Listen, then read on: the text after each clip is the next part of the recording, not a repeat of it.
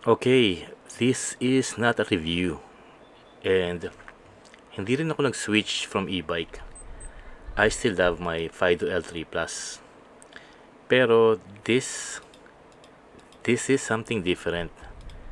Kasi for the first time, hindi lang ako nag-iisip kung paano mag-ride.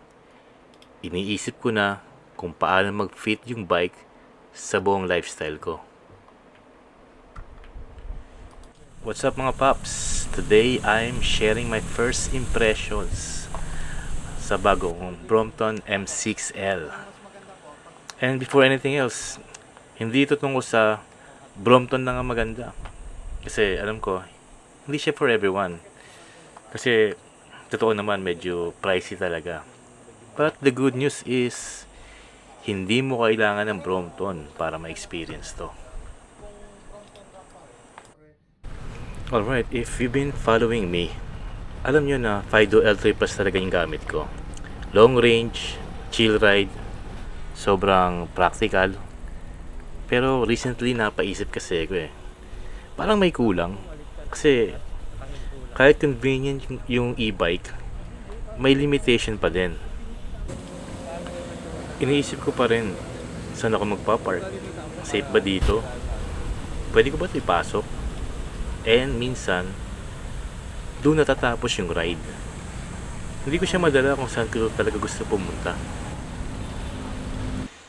So, na-curious ako sa trifold bikes. Not just Brompton but also bikes like Java Neo 3, 360 folding bike, yung Pikes. Lahat ng mga trifold na available ngayon sa Pinas. And honestly, pare-pareho lang sila ng concept. Same idea, same experience. The magic is not brand, it's the form factor. Well, grabe kasi. Sobrang liit niya pag naka-fold. As in, parang luggage na lang. And once ma-experience mo yun, mag-iiba talaga yung mindset mo. Hindi mo na siya titingnan as bike. Parang dala mo na lang siya kahit saan. Ganun. Also, I'm not here to explain multimodal commuting. Gusto ko lang siya i-experience. And ito yung pinaka nagulat ako.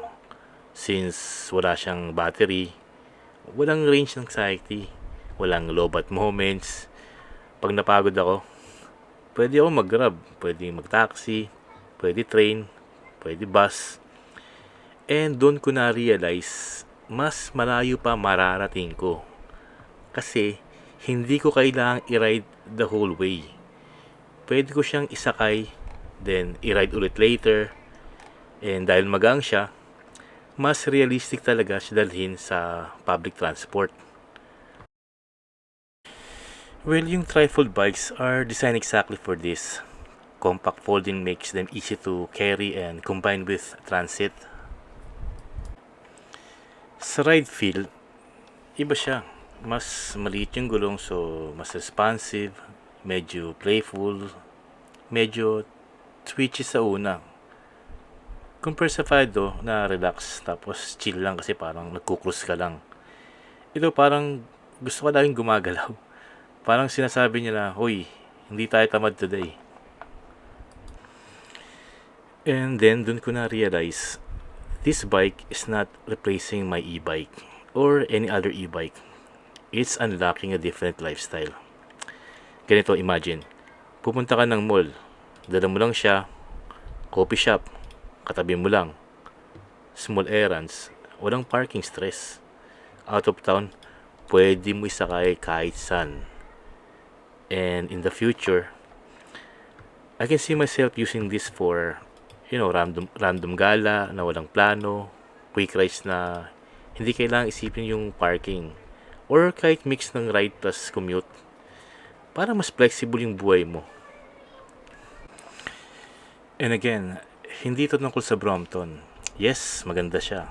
Pero hindi mo kailangang gumastos ng ganito para ma-experience to.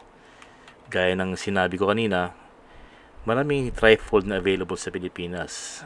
Like yung Java Neo 3, yung 360 folding bike, Pikes folding bike. Marami pa ako nakita sa marketplace actually. And all those bike will give you the same trifold experience. Sa madaling salita, same freedom, same flexibility. So don't feel intimidated. This is not about the brand. It's about how you use the bike. So this is just the beginning. I want to test this in real life.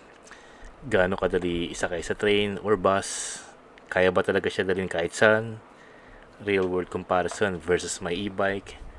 Everyday situation. Not just rides. And honestly, curious ako kung mas magagamit ko ba ito in some situations than my Fido. So if you're curious about trifold bikes, kahit anong brand pa yan, stick around kasi nagsisimula pa lang tayo dito. Thank you for watching. See you in the next one.